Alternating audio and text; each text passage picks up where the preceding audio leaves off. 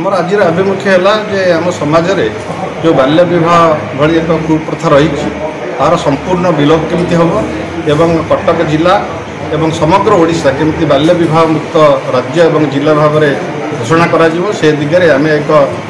अभियान आरंभ करूँ सर्वभारतीय स्तर में जस्ट राइट कैंपेन एवं चाइल्ड मैरिज फ्री इंडिया दुईटी कैंपेन आरंभ होती शह शह सामाजिक संगठन योगदान कर तार गोटे अंश विशेष आम से कटक एवं केन्द्रापड़ा आगामी अक्षय तृतीय जमी कौन प्रकार बाल्य विवाह न हो एवं विशेषकर गण विवाह जमी न हो आम स्वतंत्र एक अभियान आरंभ करुचु। प्रत्येक मंदिर पूजास्थल सेठारे स्वतंत्र भाव में कार्यक्रम करा पोस्टर मरा से शपथ पाठ ग्रहण कर अंडरटेकिंग समस्ते देवे जे आम आम मंदिर में पूजास्थल में धार्मिक अनुष्ठान में कौन प्रकार बाल्य विवाह को प्रोत्साहित करूँ ना कि निजे करूँ ना निर्दिष्ट भागी आमर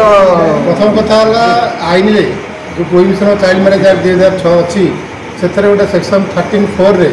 लिखाई कि अक्षय तृतीया भली गोटे पवित्र दिन में ये जो बाल्य विवाहटा साधारणतः अधिका मात्रा देखा जाए आपको बंद करने प्रति जिलापाल मानक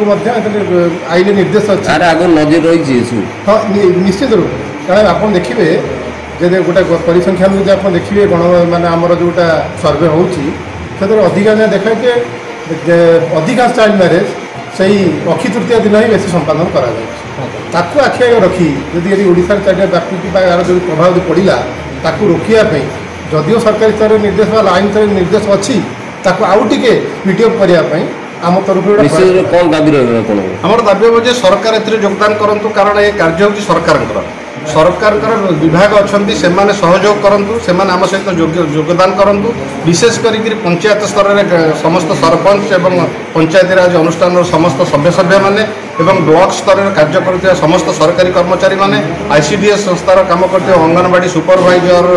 अंगनवाड़ी वर्कर और डीएसडब्ल्यू को आरंभ कर समस्ते सीडीपीओ समस्ते जदि सहयोग करेंगे समस्ते जदि ये आम सहित योगदान करेंगे निश्चित भाव में आम अभियान फलप्रसू हम और जोरदार हम और लोकों प्रभाव पड़ो और आगामी किसी दिन भितर आम ओडिशा को बाल्य विवाह मुक्त राज्य भाव में घोषणा करें।